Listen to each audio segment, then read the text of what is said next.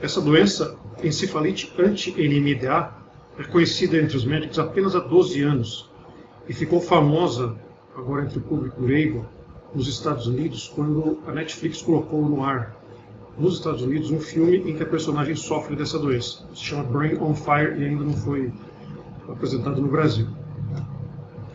Essa doença também deu impulso a uma hipótese de que talvez o sistema imune tenha um papel em doenças psiquiátricas.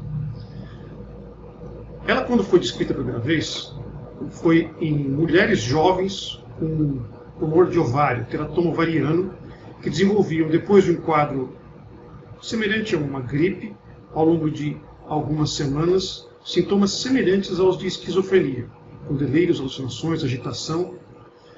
E houve presença de anticorpos no sangue e no líquor a um tipo de receptor do neurotransmissor glutamato, que é esse NMDA. O glutamato é um receptor usado em sinapses, em conexões entre neurônios do tipo excitatório.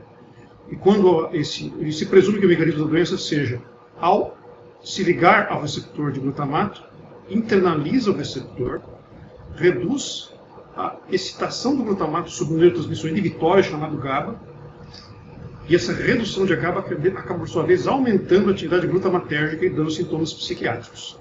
Em quadros mais intensos, além dos quadros psiquiátricos, ocorrem convulsões, distúrbios de movimento e distúrbios autonômicos. Então, o quadro evolui, além de sintomas psiquiátricos, com sintomas neurológicos e até autonômicos. Então, essa forma franca da doença, que tem um quadro característico, talvez esteja presente de uma forma mais sutil em pacientes que receberam o diagnóstico de, por exemplo, esquizofrenia. Além dessa presença de anticorpo no sangue e no líquor é mais sensível para diagnosticar do que no sangue, pode acontecer alterações no exame de imagem, mas geralmente a ressonância, na maior parte dos casos, é normal, que aparece como tipo 1 nesse gráfico aqui, ou quando tem são alterações inespecíficas, como essas alterações de sinal no córtex, aqui no pedúnculo cerebral, nos lobos temporais. Agora, entre um grupo de pacientes, então 3 pesquisadores procuraram verificar se entre pacientes que receberam diagnóstico de esquizofrenia se encontraram esses anticorpos.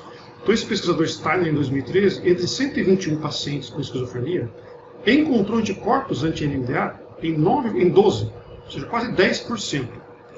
Sendo que num grupo de 230 pacientes voluntários normais, apenas um deles, 0,4%, apresentava esses anticorpos. Mas ele fez um perfil de anticorpos a várias partes diferentes do receptor de NMDA. Em apenas 2 é que realmente se confirmou o diagnóstico de encefalite anti-NMDA, que tem um tratamento diferente da esquizofrenia sem outra causa aparente. Então, esse estudo não resolveu a questão de se realmente as doenças psiquiátricas que vinham receber o diagnóstico de sem causa aparente, a doença do distúrbio de imunidade tem um papel significativo. Mas levantou uma forte suspeita. Esse outro pesquisador, em 2011, achou também uma alta incidência de anticorpos anti-NMDA. Apenas esse pesquisador, que resolveu ser mais rigoroso e pesquisou apenas anticorpos no sangue, que já é menos sensível do que no líquor, e apenas ao tipo específico de anticorpo que é relacionado à doença, é que não encontrou associação. Mas a dúvida permanece de que as doenças psiquiátricas têm, boa parte delas, um papel imune.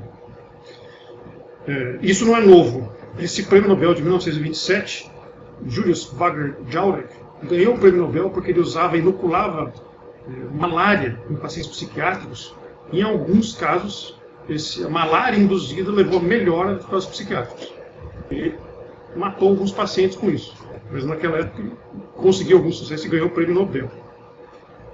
E outras evidências que a gente chama de anedóticas, não é nada que permita fazer uma recomendação, mas é interessante mencionar. São relatos recentes desse pesquisador de um paciente que tinha diagnóstico de esquizofrenia, um ano depois desenvolveu uma leucemia, e como parte do tratamento da leucemia fez um transplante de medula. Ao fazer o transplante de medula, é como se ele tivesse trocado todo o sistema imune. E a esquizofrenia, que ele havia recebido o diagnóstico antes, curou após o transplante. Então isso leva à questão, será que essa esquizofrenia tinha um papel imune? Ou será que ela foi manifestação de uma síndrome que a gente chama de paraneoplasia? Esse outro pesquisador descreveu uma situação contrária. Em 2 irmãos, um tinha esquizofrenia e o outro não tinha. E esse que não tinha adquiriu leucemia, desenvolveu leucemia. E acabou recebendo o transplante de medula do irmão esquizofrênico. E como resultado, depois do transplante, o outro irmão que não é esquizofrênico desenvolveu esquizofrenia. Também é uma experiência anedótica, irmão já tem um maior risco de desenvolver esquizofrenia. Não dá para dizer que foi exatamente o transplante de medula que causou. Outro relato curioso sobre o papel de imunidade em doenças psiquiátricas é desse Dr. Miyaoka, que relatou melhora de quadros de esquizofrenia em pacientes após receber um antibiótico, que presumivelmente teria uma ação por mudar a flora intestinal e eventualmente pode estar produzindo fatores que desencadeiam a imunidade, autoimunidade. Então é uma questão em aberta, não está se recomendando que o paciente receber diagnóstico esquizofrênico corram fazer anticorpos de NMDA, mas é um diagnóstico que os médicos, nos últimos 3 anos, no artigo que eu vi de 2016, haviam tido feito 600 diagnósticos no mundo todo. Então não é uma doença, em termos de mundo, muito comum. Mas que o médico deve ficar atento a essa possibilidade, particularmente em pacientes jovens que desenvolvem um quadro de esquizofrenia de maneira rápida, após um pródromo aparentemente gripal, principalmente em mulheres, de fazer essa pesquisa de anticorpo anti-NMDA no sangue e eventualmente até no líquor, caso persista a suspeita.